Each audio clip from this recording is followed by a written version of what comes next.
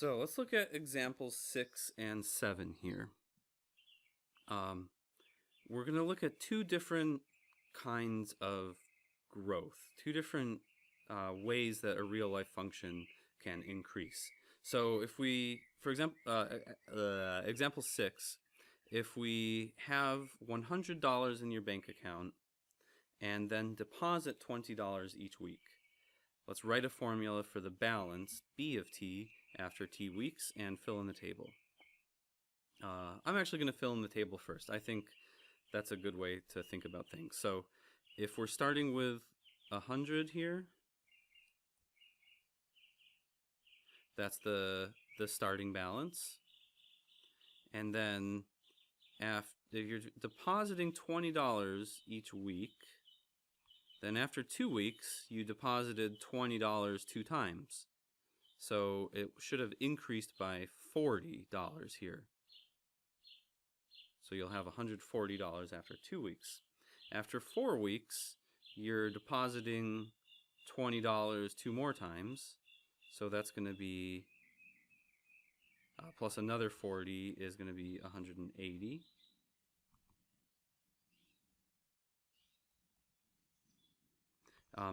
So you can think of that $40 increase here with each of these as plus 2 times 20.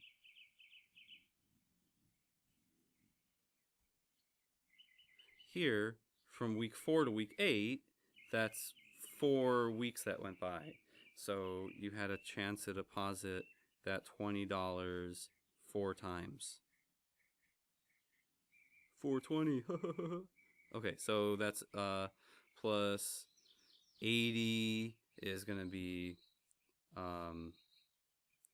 260. All right, so you got $260 after 8 weeks. So the idea is that, like, if you wanted to just plug in the 8 straight into a formula, that's what this B of t should be. Like, I'm using 8 as an example here. My computer's not working. There we go. So B of 8 should come out to be 260. The way you can get that using the number 8 is by thinking of this as a linear function. There's the starting amount plus 8 times 20 is 8 $20 deposits, gives you 100 plus 160 is $260.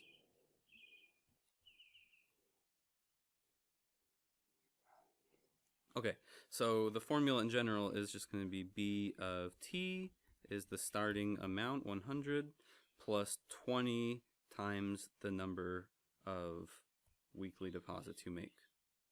So that's a linear function.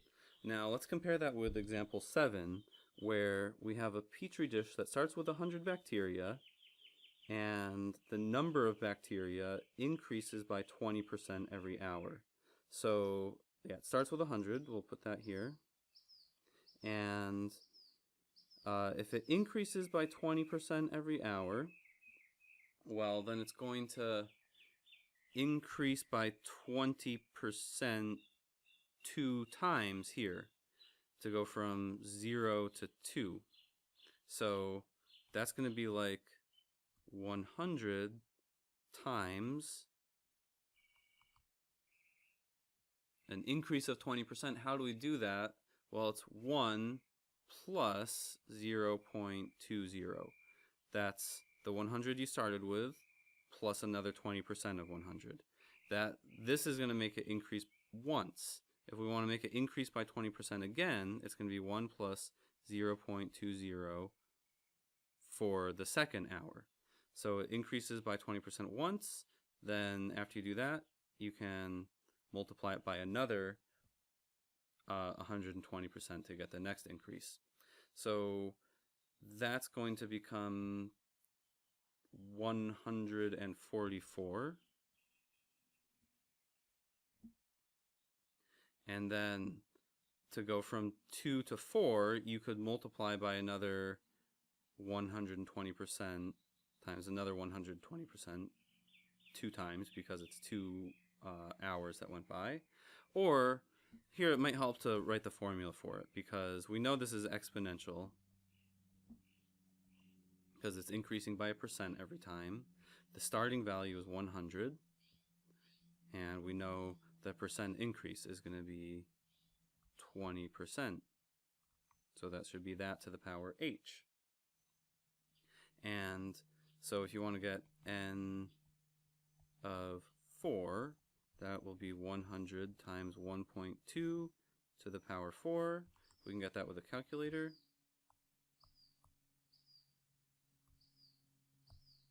I forgot to do the 100 times here.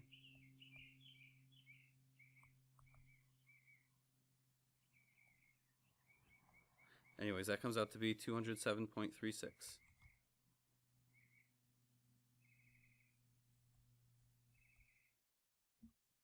So that 0.36 of a bacteria, I guess one of the bacteria was in the process of splitting into 2 at that point.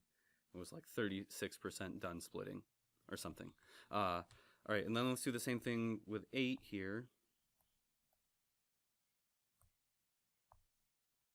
We're going to get 429.98 bacteria, which is basically 430 bacteria. I think we can round that up to 430. Okay, so now what I want to do with this is notice, how can you look at a table? Like, we know this one represents linear growth on the left, and the example 7 on the right here represents exponential growth. How can we recognize that just from a table? Well, if the ratios of consecutive output values are equal, and I guess I should have said consecutive output values when the inputs are evenly spaced. And we'll see why that's important in a moment. So let's look. If the ratios, that means like the fraction of one divided by another one. If the ratios of consecutive output values are equal, then it will show exponential growth. If the differences of consecutive output values are equal, then it shows linear growth. So let's look at this one. The consecutive output values here we have where the inputs are evenly spaced, going up by 0 to 2 to 4, that's evenly spaced. But then going from 4 to 8 is not evenly spaced. That's going up by 4. So the ratios here, if you do 140 divided by 100, you'll get 1.4. So that's like, it's increasing by 40% at first.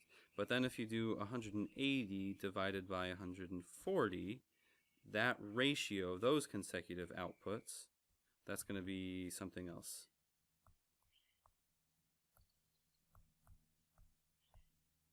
.286 about. So if those are not equal, that means this is not exponential. But are the differences of consecutive outputs equal here? The differences, that means subtraction. So if you do 140 minus 100, that's 40. If you do 180 minus 140, that's also 40. So that means this is a linear function. And the fact that this is going from 4 to 8 here means you can't really do this. You'd have to actually find the slope. You could find the slope of each of these is going to be, between each pair of points is going to be 20. So you could do 40 over 2 for the first one. That's equal to 40 over 2. And then for the last one, you could do 260 minus 180 is 80.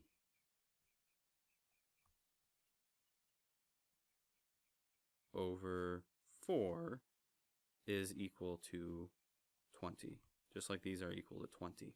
So yeah, the slope is the same everywhere. And when the inputs are evenly spaced, that means you should get the outputs evenly spaced as well. That represents a linear function. All right, now what if we try to apply this rule to example 7 here? If we were going to get the the ratios here from like 100 to 144. That's going to be 1.44. If we do 207.36 divided by 144, that's also going to come out to be 1.44. And that means that this is exponential. And again, the 4 to 8 you can't really use for this rule because it's not evenly spaced. Okay, and if you want to check if this is linear, what we would do is we would do 144 minus 100. That would come out to be 44. Or if you do 207.36 minus 144, that's going to come out to be like 63 point something. Let me check.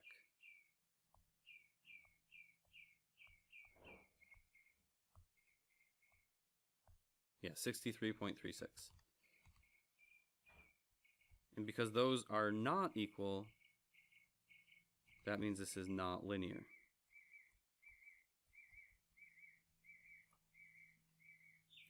Okay, so your job now is to try to apply this rule to these two tables. See, first thing I want to point out is that the inputs here are evenly spaced. It's going up by 2 every time, so that's good. So the rule applies to this. Here the x is going up by 3 every time, so you can use the rule.